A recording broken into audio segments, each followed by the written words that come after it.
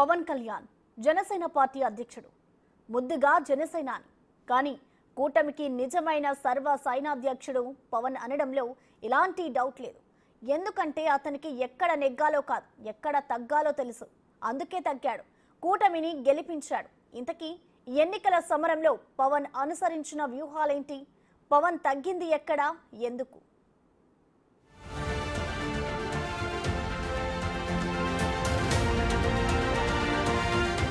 విమర్శల వర్షం కురిపించారు. మాటకు మాటతోనే జవాబిచ్చాడు. వ్యక్తిగత విషయాలను బజార్లో పెట్టారు.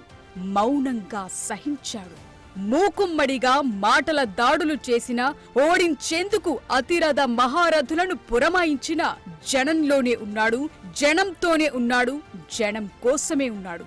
దానికి రిజల్ట్ ఆ జనమే అతన్ని గుండెల్లో పెట్టుకున్నారు, పట్టం కట్టారు, గెలిపించారు.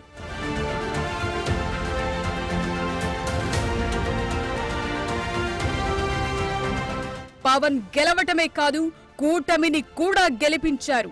సొంత లాభం మానుకుని జగన్ విముక్త ఏపీ అనే నినాదానికి కట్టుబడి ఏ రాజకీయ నేత చెయ్యని త్యాగం చేశారు. ఆ త్యాగానికి తగ్గ ఫలితం దక్కించుకున్నారు.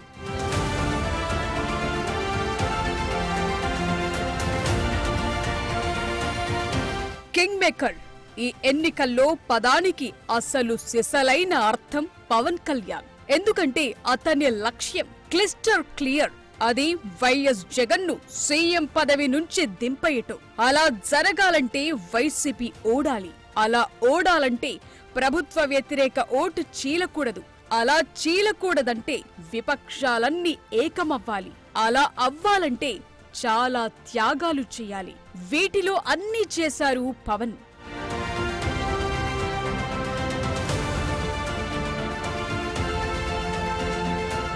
ఏపీ రాజకీయాల్లో ఓ మార్పుకు నాంది పడిన ఘట్టం టీడీపీ అధినేత చంద్రబాబు అరెస్ట్. ఆ అరెస్టే అనేక ఏపీ రాజకీయాల్లో సమూల మార్పులకు కారణమైంది. ఆ అరెస్టు కారణంగానే పవన్ రాజమండ్రి జైలుకు వెళ్లారు. వైసీపీ పాలనకు చరమగీతం పాడేందుకు టీడీపీతో పొత్తుకు అంగీకరించారు. బయటకొచ్చి అనౌన్స్ చేశారు. ఈ ఎన్నికలకు సంబంధించి ఏపీ రాజకీయాలను దీనికి ముందు, దీనికి తరువాత అన్నట్టుగా చూడాలి.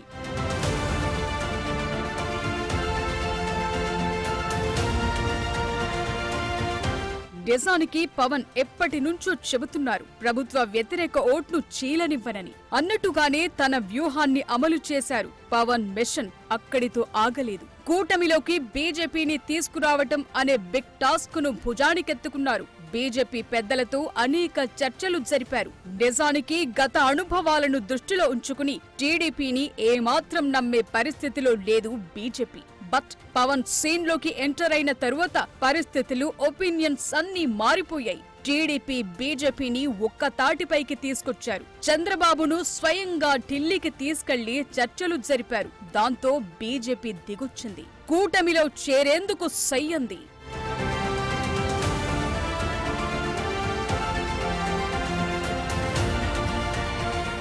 మొత్తానికి బీజేపీ, టీడీపీ, జనసేన అనే పూలదండలు కనిపించని దారం పవన్ కళ్యాణ్. ఇక్కడితో ఒక ఘట్టం ముగిసింది. ఇక నెక్స్ట్ కూటమిలో తనకు దక్కే సీట్లు. నిజానికి పవన్ కళ్యాణ్ త్యాగశీలి అనేందుకు ఈ నిర్ణయమే హైలైట్ అని చెప్పాలి. ముందు 24 సీట్లు కేటాయించారు, ఓకే అన్నారు. కానీ ఆ తరువాత 21కి పడిపోయింది ఆ నెంబర్. నిజానికి పవన్ కు దక్కిన సీట్లు 24. కానీ బీజేపీ 10 అసెంబ్లీ సీట్లు డిమాండ్ చేసింది. అయితే తమ నంబర్ను తగ్గించుకునే ప్రసక్తే లేదని టీడీపీ భీష్మించుకుని కూర్చుంది.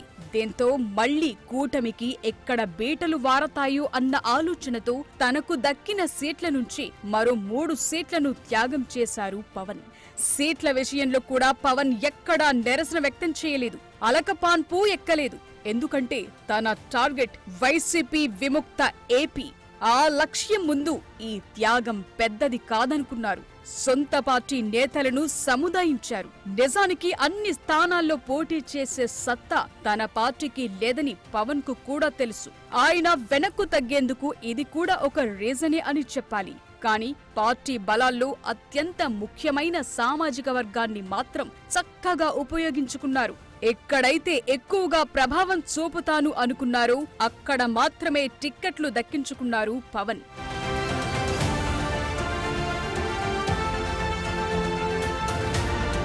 పవన్ ఎన్నికల ప్రచారం మరో హైలైట్. గతంలో పార్ట్ టైం పొలిటీషియన్ అన్న నోర్లను మోయించారు ఈసారి. తాను పోటీ చేసే నియోజకవర్గమైన పిఠాపురంతో సహా ఇతర నియోజకవర్గాల్లో తీవ్రంగా ప్రచారం చేశారు. రోడ్ షోలు, ర్యాలీలు, బహిరంగ సభలు, కార్నర్ మీటింగ్లతో చెలరేగిపోయారు. నిత్యం జనంలో ఉంటూ జనం కోసమే వచ్చానని చెప్పకనే చెప్పారు పవన్. అంతేకాదు తన స్పీచ్లతో అధికార పార్టీని ప్రశ్నించడంతో పాటు తాము అధికారంలోకొచ్చాక చెయ్యబోయే పనులను ప్రజలకు వివరించారు. అటు మోదీతో ఇటు చంద్రబాబుతో కలిసి ప్రచారం నిర్వహించారు. సక్సెస్ అయ్యారు.